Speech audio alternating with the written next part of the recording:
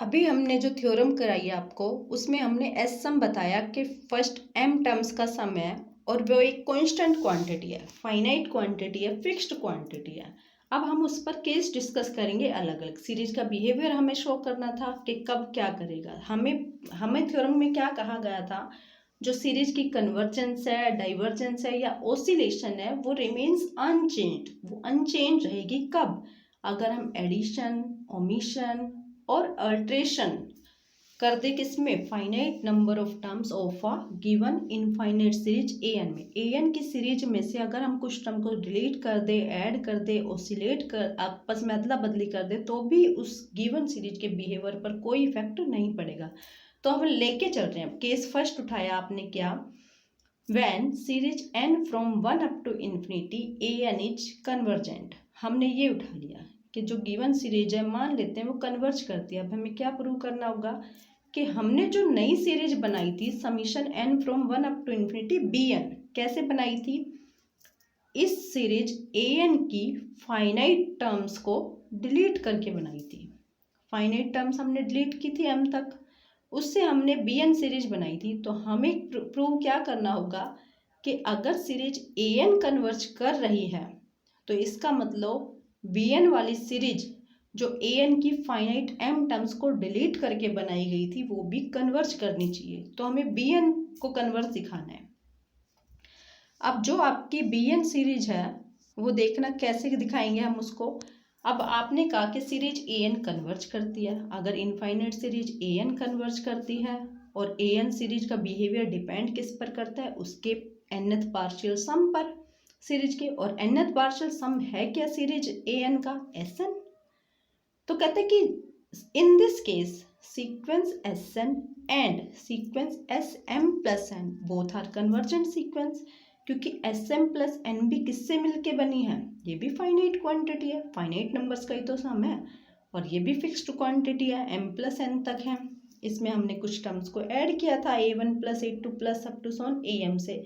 अब हम कह रहे हैं कि एस एन सीक्वेंस और एस एम प्लस वन दोनों की दोनों इसकी क्या है, कन्वर्जेंट सीक्वेंस है। अगर सीरीज ए एन कन्वर्ज कर रही है तो ये दोनों सीक्वेंस तो कन्वर्जेंट है ही अपने आप। हमें तो सिर्फ बात किस पर करनी है, आपकी बी एन सीरीज वाली पे करनी है। और बी एन सीरीज का बिहेवियर जो है वो किस पे डिपेंड करेगा, उसका पार्शियल सम पर, nth पार्शियल सम पर। उसका nth पार्शियल सम है कौन, एस एन डैश। और एस एन डैश क्या बना था आपका, b one plus b two plus up to so on b n. उसको हमने जब सोल्व किया तो एस एन डैश क्या निकल के आया था हमारा, एस एन डैश इक्वल आया था s M plus n minus s m. अब हमने कह दिया कि s M plus one m plus n convergent है।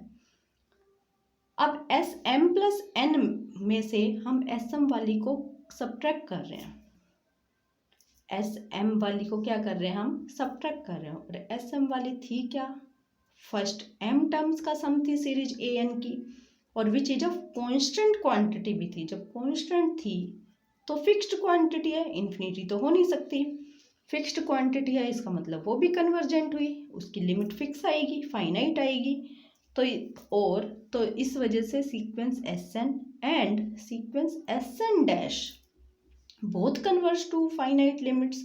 दोनों की दोनों ने किसको कन्वर्ज कर दी, एक फाइनाइट लिमिट को। जब फाइनाइट लिमिट आ गई तो ऑब्वियस सी बात है दोनों सीरीज क्या कर गई, convergent. Hence series n from one up to infinity a n and series n from one up to infinity b n both are convergent series.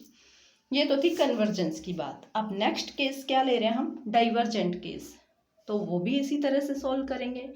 हमने कहा when series n from one up to infinity a n is divergent. अब divergent है, divergent का मतलब या तो plus infinity या फिर माइनस इन्फिनिटी। जब सीरीज डाइवर्ज कब करेगी, जब उसका nth पार्शियल सम डाइवर्ज किया होगा, और nth पार्शियल सम है कौन, एस एन।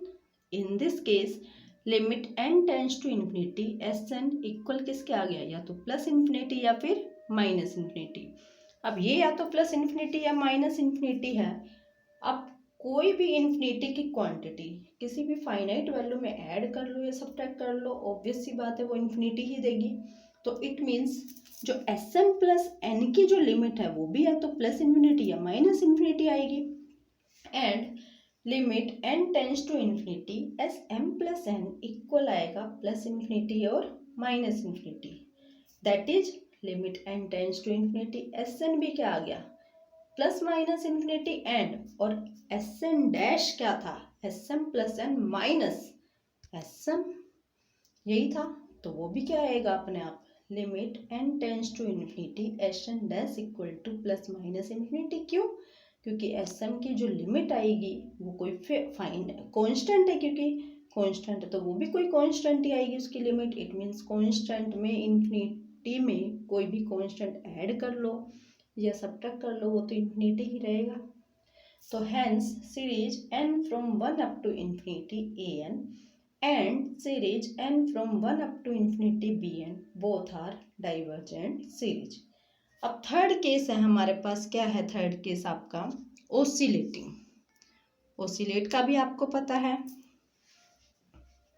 देखना, when summation n from 1 up to infinity an is oscillating। अब ओसिलेट करती है कोई सीरीज, वो भी किस पे डिपेंड करेगी, अपने nth पार्शियल सम पर। इट मीन्स इसमें भी सिमिलर वे से करेंगे। In this case sequence s n and sequence s M plus one are oscillating sequence. जब दोनों की दोनों ओसिलेट हो गई, उन्हीं से मिलके क्या बना आपका s n dash, and so sequence s n dash is also oscillating. अब जब ये सारी सीक्वेंस ऑसिलेटिंग हो गई, hence the two series summation n from 1 up to infinity an and series n from 1 up to infinity bn both are oscillating. तो हमने इसमें क्या दिखाया कि हम लेके चले थे सीरीज को, इनफाइनाइट सीरीज an को, और हमें दिखाना था कि अगर इस इनफाइनाइट सीरीज में से कुछ फाइनाइट टर्म्स को हम डिलीट कर दें, उसके बाद जो सीरीज आपकी बचेगी वो भी आपकी सेम बिहेवियर करेगी जैसा कि आपका गिवन सीरीज an का होगा। तो हमने उसी से bn सीरीज को बनाकर फाइनाइट टर्म्स को हटाकर, an की फाइनाइट टर्म्स को हटाकर नई सीरीज bn बनाई इनफाइनाइट, और उसके बिहेवियर को सिमिलर दिखा दिया किसके बिहेवियर से, जैसा आपकी गिवन सीरीज करती है। ये थी आपकी थ्योरम। आई होप आपको अच्छे से समझ में आ जाएगी।